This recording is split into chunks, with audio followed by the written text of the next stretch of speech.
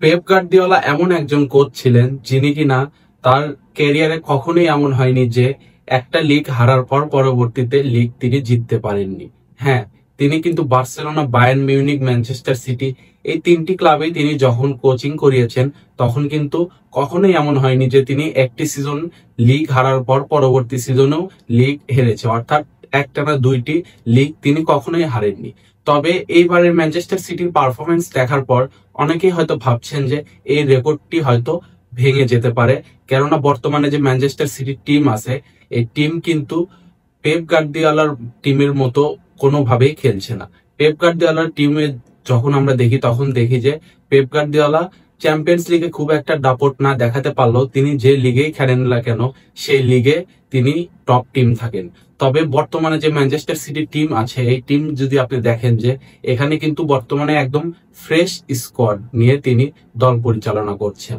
লাস্টের সিজনের ডিজাস্টারের পর কিন্তু তিনি অনেক প্লেয়ারকে তার স্টার্টিং লাইন আপ থেকে ছাঁটাই করে দিয়েছেন এবং অনেক প্লেয়ারকে তিনি বিক্রিও করে দিয়েছেন এবং শেষে এই গ্রিলিশকেও তিনি এভারটনের কাছে লোনে পাঠিয়ে দিলেন। যদিও গ্রিলিশ কিন্তু আমার মনে হয় ম্যানচেস্টার সিটির ইতিহাসে সবচেয়ে বড় ফ্লপ সাইনিং। 100 মিলিয়ন পাউন্ড দিয়ে তাকে সাইন করানোর পর থেকে যে পারফরমেন্স তার থেকে আশা করেছিল ম্যানচেস্টার সিটির ফ্যানেরা, তার বিন্দু মাত্র তিনি কখনোই করতে পারেনি ম্যানচেস্টার সিটির জার্সিতে। অ্যাস্টন ভিলাতে তিনি অনেক ভালো পারফরমেন্স করেছেন, যার জন্য তাকে পেপ গার্দিওলা 100 মিলিয়ন পাউন্ড দিয়ে অ্যাস্টন ভিলাতে নিয়ে আসেন। আপনারা হয়তো আবার এই কথাটা বলতে পারেন যে পেপ গার্দিওলা অনেক গ্রেট কোচ, তবুও পেপ গার্দিওলার একটি সমস্যা আছে, সেটি হচ্ছে তিনি যে ক্লাবেরই কোচিং করান না কেন সেই ক্লাবের তিনি যে পরিমাণ অর্থ খরচ করে তাকে কিন্তু আনলিমিটেড বাজেট দিতে হয়। তিনি তার ইচ্ছা মতো প্লেয়ার সব কিনেন এবং তিনি অনেক টাকা খরচ করেন ট্রান্সফার উইন্ডোতে। এইবারে ট্রান্সফার উইন্ডোতেই আমরা অনেকেই হয়তো এটি নিয়ে বেশি হাইপ হচ্ছে না যে ম্যানচেস্টার সিটি এত এত প্লেয়ার কিনেছে, কেননা এবার কিন্তু লিভারপুল, রিয়াল মাদ্রিদ এরকম অনেক বড় বড় দল অনেক টাকা খরচ করেছে ট্রান্সফার মার্কেটে এবং অনেক নামি নামি স্টার প্লেয়ারদের কিনেছে। তবে ম্যানচেস্টার সিটি কিন্তু সেটা করেনি। ম্যানচেস্টার সিটি এমন এমন প্লেয়ারকে কিনেছে যাদেরকে খুব একটা কেউ চেনে না। তো আসুন আগে এই লিস্টটি দেখে আসি। তো প্রথমে আছে নৌরি। এই নৌরি কিন্তু একজন ট্র্যাডিশনাল লেফট ব্যাক, তিনি লেফট উইং ব্যাকেও খেলতে পারেন আবার লেফট মিডফিল্ডারও খেলতে পারেন। এই নৌরি কিন্তু একজন আলজেরিয়ান প্লেয়ার এবং ম্যানচেস্টার সিটির স্কোয়াডে যদি আমরা দেখি তাহলে দেখবো যে আমরা লেফট ব্যাক নিয়ে অনেক সমস্যায় ভুগছিল এই পেপ গার্দিওলা, কেননা ওইরকম ট্রেডিশনাল কোনো লেফট ব্যাক ম্যানচেস্টার সিটিতে ছিল না। এক ছিল নাথান আকে, নেদারল্যান্ডের প্লেয়ার, কিন্তু তাকে কিন্তু পেপ গার্দিওলা পরবর্তীতে সেন্টার ব্যাক পজিশনে নিয়ে আসেন, যার ফলে তিনি লেফট ব্যাকে আগের মতো আর পারফরমেন্স করতে পারেন না। আর তারপরে আবার গাভার্দিওলকেও কিন্তু লেফট ব্যাকে ট্রাই করানো হয়, যদিও লেফট ব্যাকে গাভার্দিওল অনেক ভালোই পারফরমেন্স করেছেন, তবুও আমার মনে হয় একজন ট্রেডিশনাল লেফট ব্যাক থাকা ম্যানচেস্টার সিটির খুব জরুরি ছিল এবং পেপ গার্দিওলা কিন্তু তাই করেছেন, একজন লেফট উইং ব্যাককে নিয়ে এসেছেন ম্যানচেস্টার সিটিতে। আর একজন প্লেয়ারের কথা না বললেই না, তিনি হলেন চার্কি।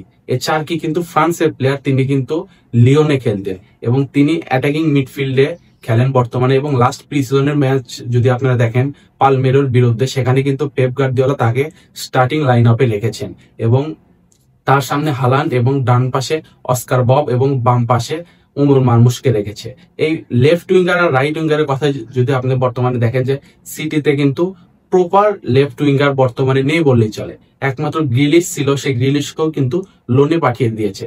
আর ওমর মারমুশ কিন্তু ন্যাচারালি একজন স্ট্রাইকার, কিন্তু স্ট্রাইকিং পজিশনে হালান্ড থাকার ফলে কিন্তু তার সেখানে জায়গা হবে না, যার ফলে তাকে পেপ গার্দিওলা লেফট উইং এ খেলায়।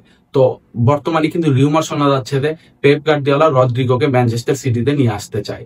যদিও ম্যানচেস্টার সিটির বিপক্ষে রদ্রিগো অনেক গোল করেছেন, তবুও পেপ গার্দিওলার কিন্তু অনেক পছন্দের একজন প্লেয়ার এই রদ্রিগো। তো আমার মনে হয় একজন লেফট উইঙ্গারকে সাইন করানো আসলে দরকার ম্যানচেস্টার সিটির জন্য। আর রাইট উইঙ্গেও কিন্তু বর্তমানে স্যাভিনো আছে, অস্কার বব আছে। যদিও স্যাভিনোর পারফরমেন্স মোটামুটি ভালোই, তবে তিনি কিন্তু গোলে খুব একটা কন্ট্রিবিউশন করতে পারে না। তো রাইট উইঙ্গে কিন্তু রদ্রিগোকেও খেলানো যেতে পারে। তবে আমার মনে হয় বর্তমানে যে টিমটা আছে এই সিটির, এখানে কিন্তু রদ্রির যে একটা ইম্প্যাক্ট ছিল, এই ইম্প্যাক্ট অনেকটাই কমে এসেছে, কেননা এসিএল ইনজুরি থেকে আসার পর কিন্তু রদ্রিগ আগের মতো পারফরমেন্স খুব একটা করতে পারছে না। আর আমরা কিন্তু এর আগে অনেক দেখেছি যে যেসব প্লেয়াররাই এসিএল ইনজুরিতে পড়ে তারা কিন্তু ফিরে আসার পর তাদের আগের পারফরমেন্সে ফিরে যেতে অনেকটাই সময় লাগে, আবার অনেকজন আগের মতো পারফরমেন্স করতেও পারে না। তো এই রদ্রির জন্য কিন্তু বর্তমানে ম্যানচেস্টার সিটিকে অনেক স্ট্রাগল করতে হচ্ছে। সেখানে কিন্তু নিকো গঞ্জালেসকে খেলানো হচ্ছে, যিনি কিনা স্প্যানিশ একজন ডিফেন্সিভ মিডফিল্ডার।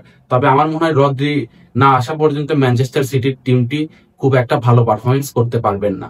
তো পেপ গার্দিওলা আমার মনে হয় নেক্সট সিজনে ট্রফি নাও জিততে পারে। হ্যাঁ, এটাই সত্য, কেননা তিনি যেসব প্লেয়ারদের নিয়ে এসেছেন একটি সিজন তাদেরকে কিন্তু এই প্রিমিয়ার লিগে সেটেল হতেই যাবে। তো আমার মনে হয় নেক্সট সিজনে এই রেকর্ডটি ভেঙে গেলেও যেতে পারে যে পেপ গার্দিওলা একটানা 2 সিজনে কোনো লিগ টাইটেল জিতেনি। তবে কোচের নাম যেহেতু পেপ গার্দিওলা, তিনি কখন কি করে ফেলতে পারেন সেটা আপনারা অনেক ভালো করেই জানেন।